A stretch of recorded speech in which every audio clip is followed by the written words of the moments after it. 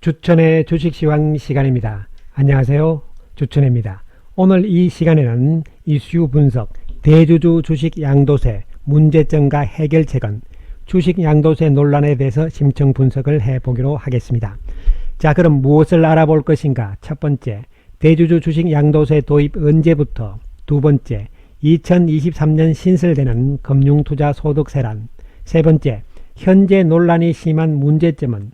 네 번째, 외국인과 법인은 제외, 개인 투자자만. 다섯 번째, 한국 주식시장은 현재 박앤세일 중.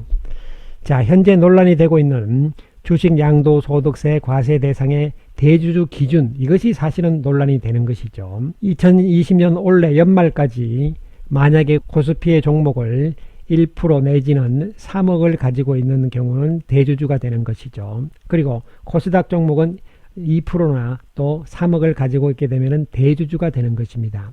주식을 3억치 한 종목을 가지고 있으면 대주주가 되는 것이죠. 대주주가 되게 되면 양도세율이 22%인데 이건 지방세 포함입니다. 그럼 무슨 말이냐면 내년부터 4월부터 주식을 팔았을 때 만약에 대주주가 되게 되면 주식에서 벌은 돈이 3억 이하가 되면 22%의 세금을 내고, 또 주식에서 번 돈이 3억을 넘게 되면 27.5%의 양도세를 낸다는 이야기가 되는 것이죠. 그러나 연말까지 한 종목당 3억치가 안 되게 되면 세금을 내지 않는 것이죠. 그래서 이 부분이 핵심이 되겠는데요. 그런데 이 자체가 문제가 되는 것이, 코스피의 1%라는 것은 삼성전자 같은 경우에 삼성전자의 지분을 1% 가지고 있게 되면 무려 3조 5,938억입니다. 그러니까 3조하고 지금 3억하고 똑같이 세금을 낸다는 이야기죠. 그 다음에 현대차의 지분을 1% 갖고 있으면 3,568억입니다. 3,568억하고 3억하고 세금을 똑같이 내라는 이야기예요. 이것은. 이 자체가 말이 안 되는 것이죠. 7월 22일 날 확정 발표가 됐는데요. 물론 이 상황이 왜 나왔느냐, 이것을 알아보게 되면 바로 2023년에 새롭게 도입이 되는 금융투자소득세, 이것 때문에 그 과도기 과정으로서 대주주 기준을 계속적으로 낮추고 있는 이러한 상황이라고 이해를 하시면 되겠습니다.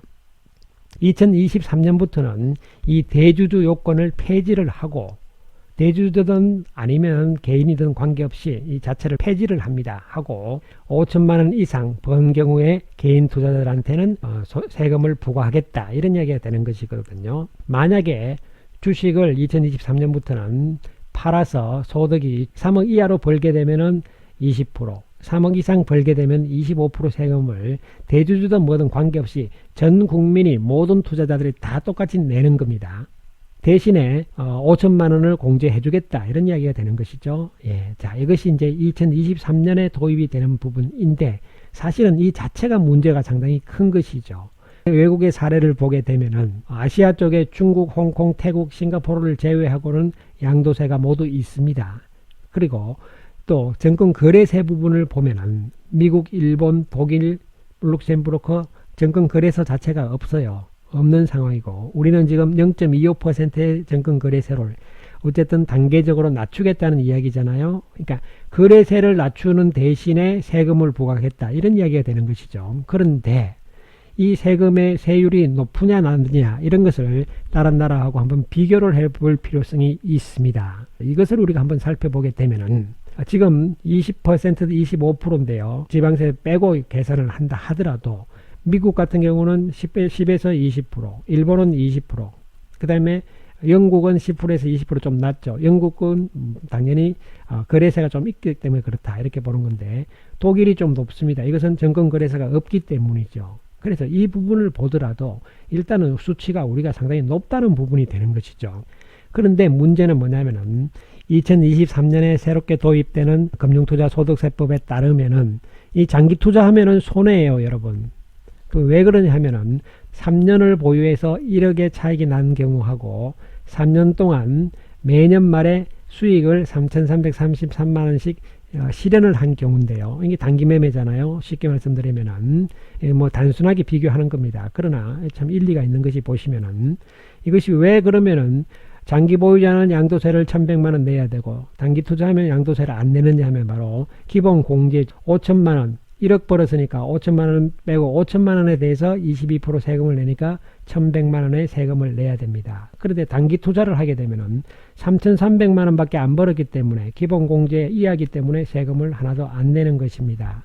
이게 이 자체가 벌써 안 되는 이야기죠. 그래서 좀 이상한 이러한 지금 제도를 2023년부터 시작을 한다 이런 이야기가 되는 것이죠. 2023년부터 시작되는 금융투자소득세 이 부분도 사실은 앞으로 새롭게 바뀌어야 됩니다. 그 전에 앞서서 지금 진행되고 있는 것이 바로 대주주잖아요. 이 대주주 기준 이 자체 문제가 있다. 정부에서는 일단 본인만 하기로 하고 특수관계인은 안 하기로 생각을 하고 있는 상황입니다. 국민청원을 통해서 이미 대주주 양도세 폐기를 해야 된다고 20만 원 넘었는데 아직 답이 없는 상황입니다. 현재는 홍남기 기재부 장관 해임을 요청하는 청원이 진행이 되고 있는 상황인데 문제는 뭐냐면은 과거 2018년에 외국인들에게 양도소득세를 과세를 하려고 했다가 보류됐습니다. 폐지됐다는 이야기죠. 2018년에 외국인들도 대주주 지분율을 25% 이상에서 5% 이상으로 확대를 하려고 그러다가 외국인들 반발하니까 아이고 미안합니다 안 할게요 하면서 입법을 보류 철회시켰단 말이죠.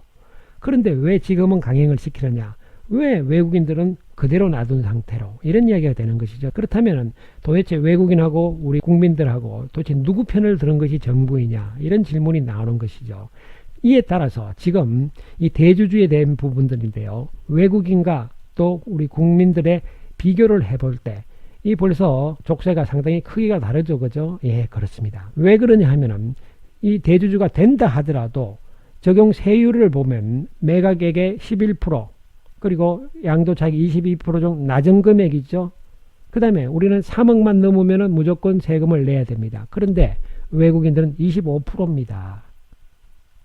25% 안 되죠. 당연히. 그러니까 외국인들은 이 세금을 낼 필요 자체가 없는 것이에요. 지금. 그러나 우리는 3억만 넘으면 내야 된다. 말도 안 되는 이야기가 되는 것이죠. 여러분. 안타까울 따름입니다. 과연 홍남기 총리가 이야기하고 있는 과거에는 시장에 영향이 없었다.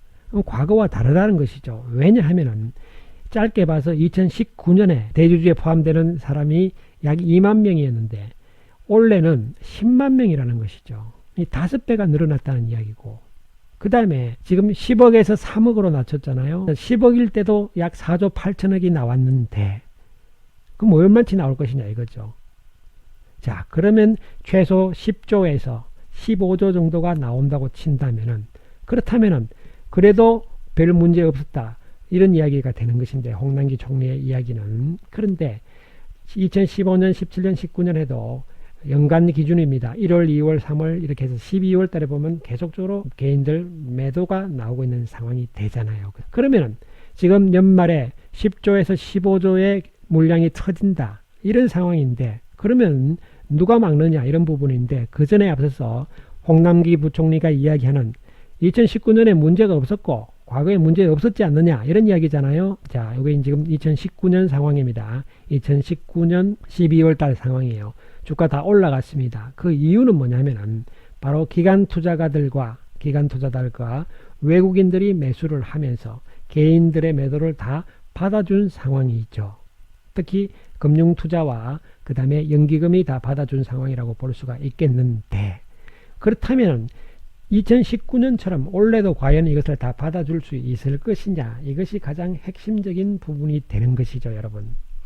자, 그러기 위해서는 연기금의 현재 상황을 봐야 되는데 계속적으로 매도하고 있는 상황이죠. 특히 연기금의 대장인 국민연금 이미 지분율이 18.2%입니다. 즉 국내 주식 17.3%인데 지금 18%이기 때문에 더 살 여력이 없습니다. 투신 돈이 안 들어오기 때문에 돈이 없어요. 그렇다면 우리가 금융투자만 믿어야 되는데, 기간 중에서 금융투자가 혼자서 그러면은 10조에서 15조를 받을 수 있을 것인가? 물론 외국인들도 받겠죠. 그죠? 과연 그래서 시장이 버틸 수 있을 것인가? 이 부분을 우리가 다시 한번 생각해 볼 필요성이 있다 이렇게 말씀을 드리고, 지금 시장은 코스닥을 보시면은 전 저점이 지금 붕괴되기 직전에 있는 상황이죠. 이런 상황에 처해 있고, 코스피는 뭐 안정적인데 코스피는 왜 안정적인가요? 삼성전자 때문에 그런 것 뿐이잖아요. 정부에서는, 홍남기 부총리는 이 지금 코스닥은 무너지고 코스피 괜찮지 않느냐라고 말을 할 수가 있는데, 천만의 말씀인 것이 거래소의 코스피의 시가총액 상위 9개 종목을 살펴보게 되면은 시가총액 1위, 2위인 삼성전자와 SK하이닉스를 제외하면은 이 두 개는 상승 추세입니다. 그죠? 예. 나머지 종목군들은 전부 하락 추세입니다. 지금 전부 이런 상황이에요. 종목별로 보면은 이 자칫하면 바닥이 안 보입니다. 지금 이런 상황에 지금 처해 있는 상황입니다. 그래서 과연 이 삼성전자, SK하이닉스를 제외하고는 주식시장에서 주식이 없다는 이야기인가요? 다 이렇게 폭락하고 이런 상황에 와 있는데 지금 홍남기 부총리는 너무 아니라는 이야기를 하고 있다. 이런 이야기가 되는 것이고요. 더욱더 안타까운 것은 지금 외국인들은 지금 신났습니다. 왜냐하면 이 대주주 물량이 나오면서 주가가 빠지니까 헐값에 외국인들은 사자, 신난다 이렇게 되는 것이죠. 지금 우리 한국 시장은 박앤세일을 하고 있습니다. 이런 상황에서 외국인들은 손님으로 와서 헐값에 박앤세일, 헐값에 사가는 것이죠.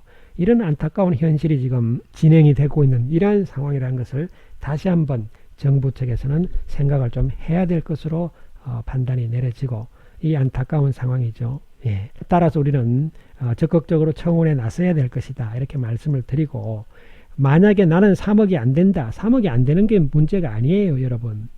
나는 소액 투자자인데 여러분 가지고 있는 종목도 폭락하게 돼 있다는 것이죠.